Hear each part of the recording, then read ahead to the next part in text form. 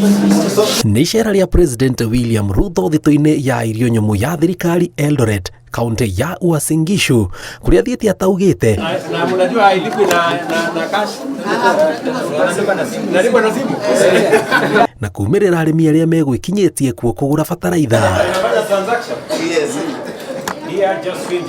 Nĩagĩte na kanya ga kũgĩa gĩikaro na amwe ao, makĩmũtarĩria mamwe ma moritũ marĩa makoretwo makĩgerera, kiuga arĩa othe mendeirio bataraitha ya Mathara nimekũrĩhwo.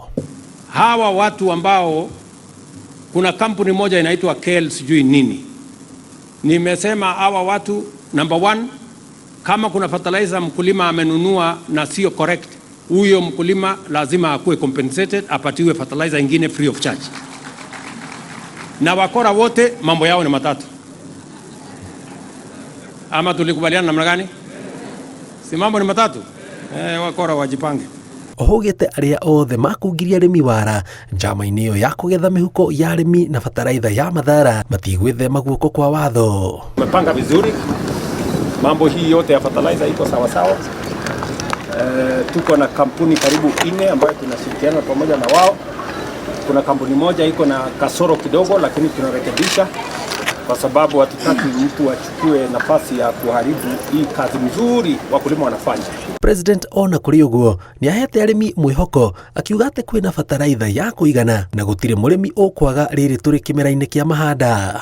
Tulikuwa na changamoto kwa sababu ya kusafirisha mbolea, tuko na vita huko sijui Ukraine, tuko na vita huko katika Red Sea, ikatulazimisha tuzungushe fertilizer ipitie mpaka ifite South Africa, ikachelewa kidogo pale nyuma, lakini tuko na fertilizer ya kutosha.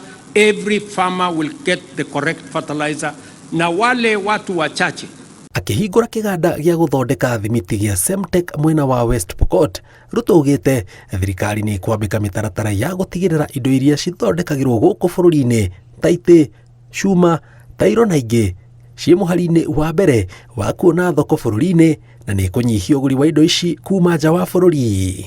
Yani ni waulize watu wa West Pokot, kutengeneza furniture, kitanda, sijui meza, sijui nini, inahitaji ujuzi mingi.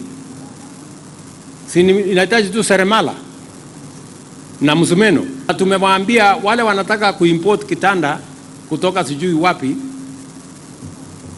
hiyo kazi hawatafanya, na kama hawataki kulala kitanda imetengenezwa na Wakenya, wanaweza kulala chini.